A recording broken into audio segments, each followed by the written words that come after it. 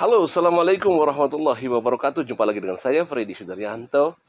Di channel YouTube-nya Freddy Sudaryanto Spot masih seputar kasus Jalan Cagak Subang. Saya akan coba sedikit lagi kembali membahas kasus Subang. Sebelumnya saya ucapkan banyak terima kasih kepada rekan sahabat yang sudah subscribe dan menonton di channel YouTube saya. Mohon maaf juga sebelumnya, sudah beberapa hari ini saya tidak mengupload kasus Subang ini. Dikarenakan ada kesibukan aja.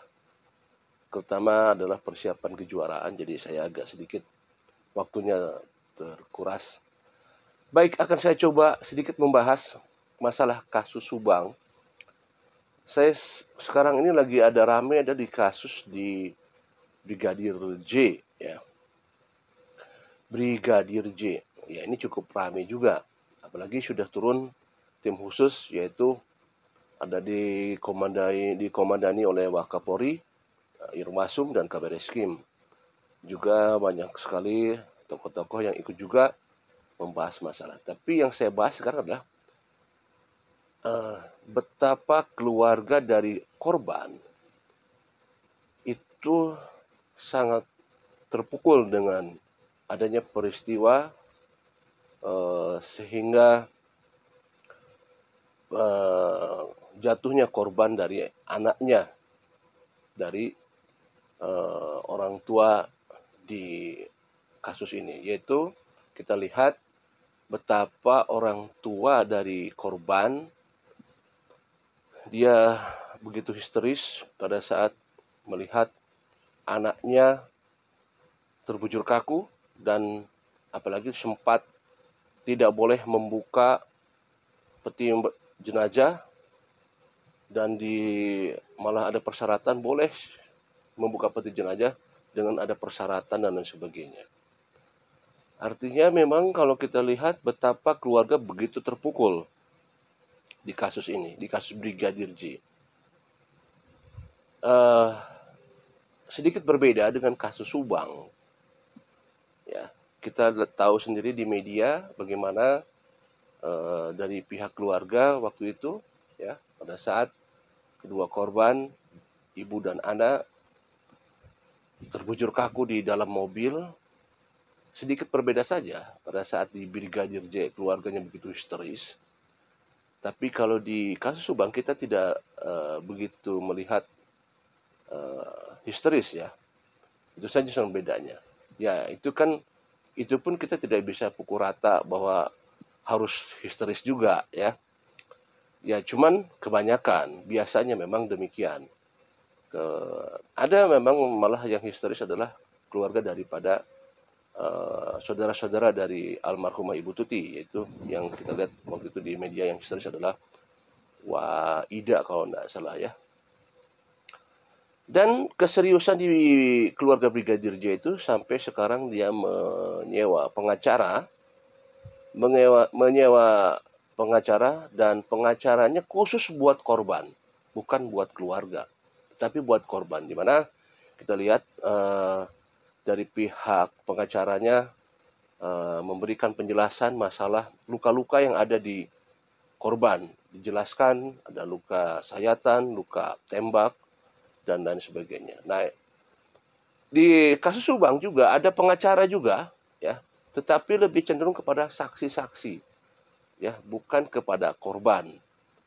Nah, memang itu saja perbedaannya sebenarnya. Tapi memang alangkah bagusnya jika di kasus Subang ini ada pengacara yang khusus buat mendampingi korban.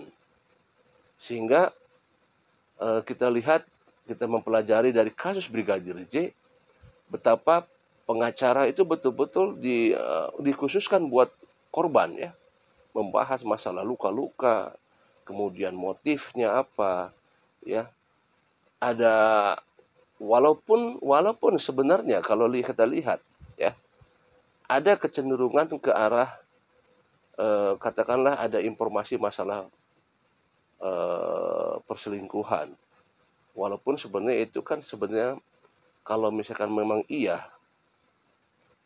artinya bahwa dari korban itu ada nilai-nilai, kan ada nilai positif, ada nilai negatif, ya. ya mungkin ke arah negatif ada, tetapi tetap pihak keluarga menginginkan bahwa adanya pengacara buat korban. Nah, diharapkan juga sebenarnya di kasus Subang ini adanya pengacara buat korban khusus untuk menanggulangi kasus Subang ini. 1 tahun berlalu, kasus ini belum terungkap juga. Padahal kita tahu semua di media bahwa janji daripada kepolisian, khususnya Polda Jabar, sempat waktu itu beberapa kali menjanjikan bahwa kasus ini akan terbuka, kasus ini akan nama-nama dari tersangka sudah ada di tangan kepolisian, tapi 1 tahun berlalu belum juga ada. Apa yang membuat kasus ini sehingga susah untuk bisa diungkap? Ya, tentunya hanya pihak kepolisian yang bisa menjawab ini semua. Ada apa di balik kasus Subang ini? Semua saksi sudah terperiksa begitu banyak, lebih dari 100 saksi. Kemudian juga barang-barang bukti, kemudian juga tim ahli, khusus dari forensik. Juga banyak sekali, ya. Ada hal-hal yang memang kejadian-kejadian yang memang sudah kita lihat di media, ya. Adanya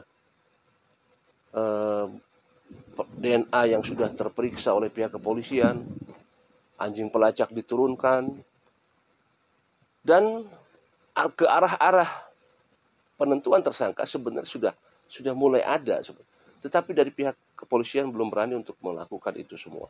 Tentunya kita yakini bahwa mungkin pihak kepolisian ini mendapatkan 2 alat bukti yang kuat, mungkin ya.